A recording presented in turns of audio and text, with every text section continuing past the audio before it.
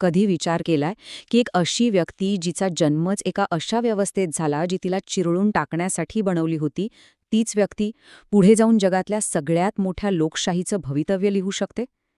आज आपण तीच एक अविश्वसनीय कहाणी जाणून घेणार आहोत, डॉक्टर B.R. आंबेडकरांची.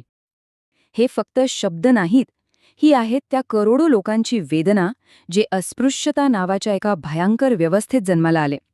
म्हणजे विचार करा, एक अशी व्यवस्था जिथे माणसाला माणूस म्हणून जगण्याचा जो मूलभूत हक्क असतो ना, तोच नाकारला गेला होता. मग प्रश्न हा आहे की अशी व्यवस्था मोडायची तरी कशी?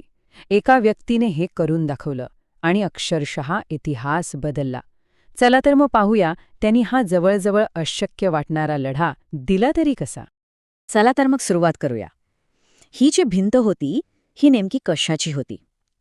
आंबेडकरांचा जन्म ज्या परिस्थितीत झाला, ते जातीय व्यवस्थेचं आणि अस्पृश्यतेचं भयंकर वास्तव आधी समजून घेऊया.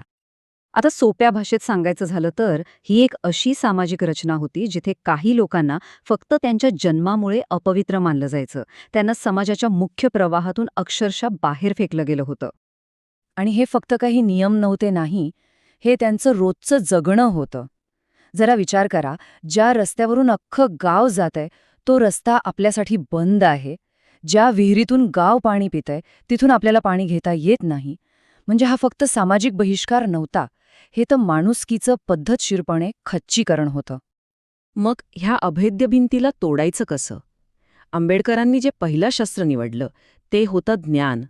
ज्ञानाची अथक, न थांबणारी साधना. एक गोष्ट आहे त्यांच्या लहानपणीची. शाळेतल्या संस्कृतच्या शिक्षकाने त्यांना शिकवायलाच नकार दिला. का? तर फक्त त्यांच्या जातीमुळे.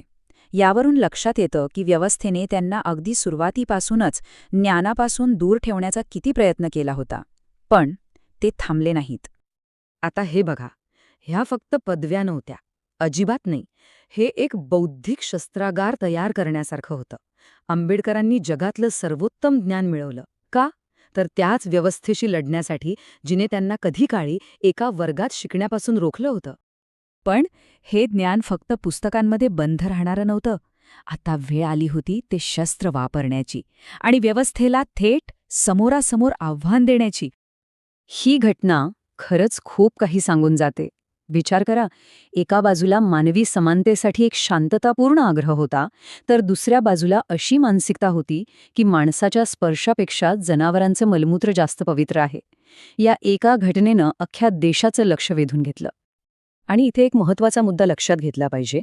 त्यांनी फक्त सामाजिक नियमांना आव्हान दिलं नाही, तर त्या नियमांना जो वैचारिक आधार होता, त्या ग्रंथांनाच आव्हान दिलं. हा म्हणजे थेट त्या व्यवस्थेच्या मुळावर केलेला घाव होता. आणि इथेच त्यांचा मार्ग इतरांपेक्षा वेगळा ठरतो.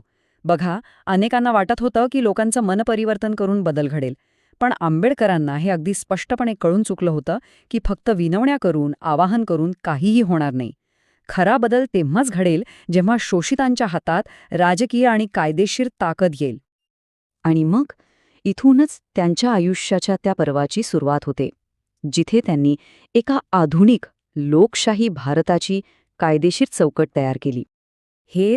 हेच त्यांचं तत्वज्ञान होतं की आता फक्त विरोध करून चालणार नाही, आता नवनिर्माण करायला हवं. ते आता फक्त व्यवस्थेवर प्रहार करणारे राहिले नव्हते, तर एका नव्या राष्ट्राची रचना करणारे शिल्पकार बनले होते. त्यांची खात्री होती की खरा बदल फक्त आणि फक्त कायद्यानेच येऊ शकतो. आणि हा तक्ता बघा, त्यांनी काय साध्य केलं हे यातून अगदी स्पष्ट होतं. इथे दोन जगांमधला फरक दिसतो.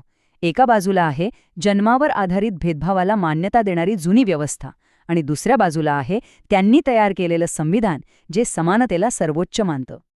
त्यांनी संविधानात फक्त राजकीय स्वातंत्र्याचा विचार केला नाही, तर सामाजिक आणि आर्थिक स्वातंत्र्याचीही पायाभरणी केली. त्यांनी एक व्यक्ती एक मत यासोबतच एक व्यक्ती एक मूल्य यावरही जोर दिला. म्हणजे काय?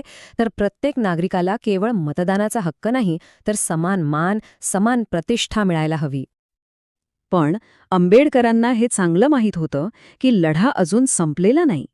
कायदा तर बनला, पण लोकांची मनं बदलली होती का? आणि मग त्यांच्या आयुष्याच्या शेवटच्या टप्प्यात त्यांनी याच प्रश्नाचं एक आध्यात्मिक आणि सांस्कृतिक उत्तर शोधलं. त्यांना एक गोष्ट जाणवली, कायदा बदलू शकतो, पण लोकांची शेकडो वर्षांची मानसिकता बदलणं तितकं सोपं नाही. कायद्याने तर समानता दिली होती, पण समाजाने ती अजून स्वीकारली नव्हती. आणि म्हणूनच त्यांच्या मते खऱ्या अर्थाने मुक्ती मिळवण्यासाठी त्या धार्मिक चौकटीतून बाहेर पडणं गरजेचं होतं, ज्या चौकटीने ही जातीय व्यवस्था निर्माण केली होती आणि इतकी वर्ष टिकवून ठेवली होती. हा फक्त एका व्यक्तीच्या धर्मांतराचा निर्णय नव्हता, अजिबात नाही. हा त्यांच्या संपूर्ण आयुष्यभराच्या मुक्तीसंग्रामाचा कळस होता. समानतेचा आणि करुणेचा संदेश देणाऱ्या एका नव्या मार्गाचा तो स्वीकार होता. म्हणजे बघा, ज्या व्यक्तीला एकेकाळी सार्वजनिक हौदावर पाणी पिण्याचा साधा हक्क नाकारला गेला, त्याच व्यक्तीने पुढे जाऊन एका संपूर्ण राष्ट्राच्या हक्कांचा दस्तऐवज लिहिला. काय अविश्वसनीय प्रवास आहे हा! आणि जाता जाता आंबेडकर आपल्या सगळ्यांसाठी हाच एक प्रश्न मागे ठेवून गेले आहेत. हा प्रश्न फक्त भारतापुरता नाहीये, तर जगातल्या प्रत्येक समाजासाठी आहे, जो खऱ्या अर्थाने समानता आणि न्याय प्रस्थापित करू पाहतोय.